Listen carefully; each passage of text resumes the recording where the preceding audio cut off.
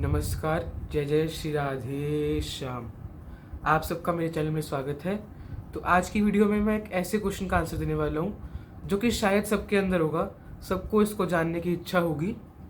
और जो मैं आज आपको बताने वाला हूँ वो मैं अपने मन से नहीं बोल रहा कि हाँ जी मेरे ऐसे विचार हैं कि ऐसा ऐसा है। जो शास्त्र में और जो संतों से मैंने सुना है वही मैं आपके सामने प्रस्तुत करना चाहूँगा। तो जो सवाल है वो ये है कि भगवान कितने हैं, और अगर भगवान कई सारे हैं तो सबसे बड़ा भगवान कौन है। तो सबसे पहली चीज़ तो ये कि भगवान एक है।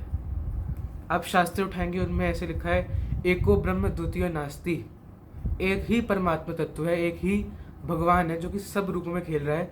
कोई दूसरा तत्व और कोई उनकी बराबरी का है ही नहीं, इसलिए भगवान केवल एक है। फिर जो लोग आपस में लड़ते हैं कि हमारा भगवान बड़ा है, तुम्हारा छोटा है, फिर हमारे बड़े हैं, ये छोटे हैं बड़े हैं, ये सब बिल्कुल भी रेलेवेंट ही नहीं है, क्योंकि भगवान एक ही है। वो सब रूपों में है। जितने रूप शिव जी, दुर्गा जी, श्री कृष्ण, श्री राम, विष्णु जी, हनुमान जी, सब रूप है उनके। वो एक ही परम तत्व, एक ही पावर इन सब रूपों में खेल रहा है। पहली बात तो ये हुई। अब दूसरी बात, अगर एक भगवान है तो इतने सारे रूप क्यों हैं उनके। एक ही रूप होता, उसी की सब सेवा करते, उसी की सब आराधना करते और उसी को सब मानते, तो इतने सारे रूप बनाने की क्या ज़रूरत थी।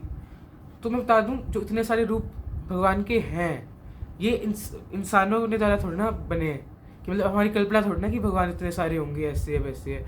ये भगवान ने एक हमारे लिए सुविधा रखी है। गीता में एक श्लोक है, यो यथा माम प्रपद्यन्ते तथैव भजाम्यहम्। मतलब भगवान कह रहे हैं, जो मुझे जैसे भजता है, जो मेरी भावना जैसे करता है, मैं उसको उसी रूप में अपना अनुभव करवाता हूँ, उसी रूप से उसको मिलता हूँ। तो इसका अगर हम तात्पर्य निकालें तो एक ही भगवान, आप उनको जिस रूप में देखें, आप उनको शिव रूप से देखें तो आपको शिव रूप से मिलेंगे। आप उनको श्री कृष्ण के रूप से देखें कि हाँ जी जो मेरे भगवान हो वो लीला करते हो, बहुत लीला पुरुषोत्तम भगवान श्री कृष्ण। और अगर आप देखना चाहते हैं मेरे भगवान मर्यादा पुरुषोत्तम हो तो उनके लिए भगवान राम रूप से हैं। कोई कहना चाहे कि मेरे भगवान तो माँ है, तो उनके लिए भगवान देवी जी के रूप में माता।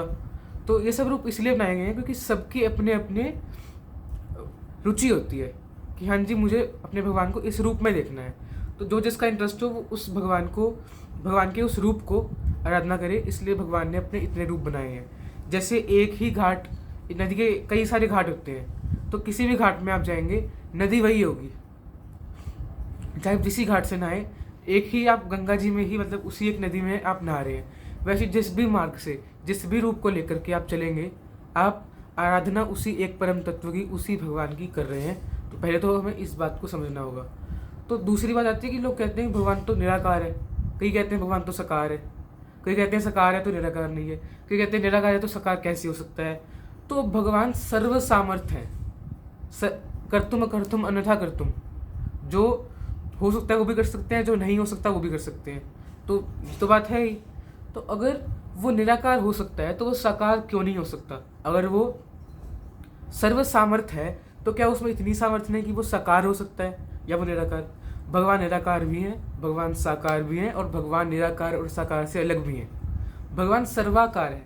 जितने भी आकार आसपास हम देख रहे हैं, जड़ चेतन, चैतन्य हो या फिर स्थूल हो, सूक्ष्म हो, सब भगवान का ही रूप है। ये पूरी जो सृष्टि है भगवान की तो है।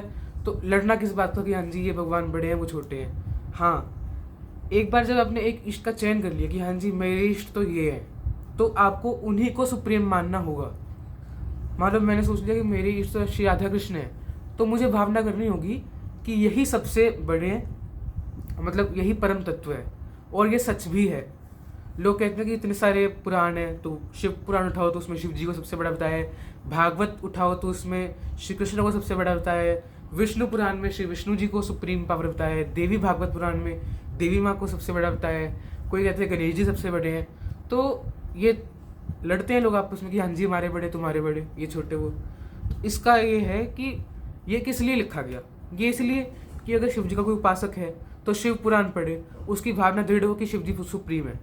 ये नहीं कि दूसरों से लड़े वो, क्योंकि जो एक परम तत्व इन सब रूपों में है वो सुप्रीम है, इसलिए जिस जिस रूपों में वो है वो रूप भी सुप्रीम है। ये बात हमें समझनी होगी। और भगवान सर्वाकार है, निराकार साकार देखिए, कोई सबके इंटरेस्ट सेम नहीं होते। जैसे मान लो आप कहें कि भगवान निराकार है, तो हम उनकी उपासना करेंगे, ध्यान लगाएंगे, तो हो सकता है दूसरा बंदा उसके किसी और भक्त के भाव हों कि नहीं, हम मेरे लिए जो मेरी भावना है उसके अनुसार भगवान ऐसे हैं। तो उसके लिए भगवान ने एक सिद्धांत बनाया है जिसको समझना होगा कि आप जिस रूप से उनको भजेंगे, जो आपकी भावना होगी उस रूप से वो मिलेंगे। और भगवान एक ही है, कोई 2 3 4 नहीं है। जिस रूप में आप उनको भजेंगे वही परम तत्व की आप आराधना कर रहे हैं, इसलिए ये बात समझनी होगी।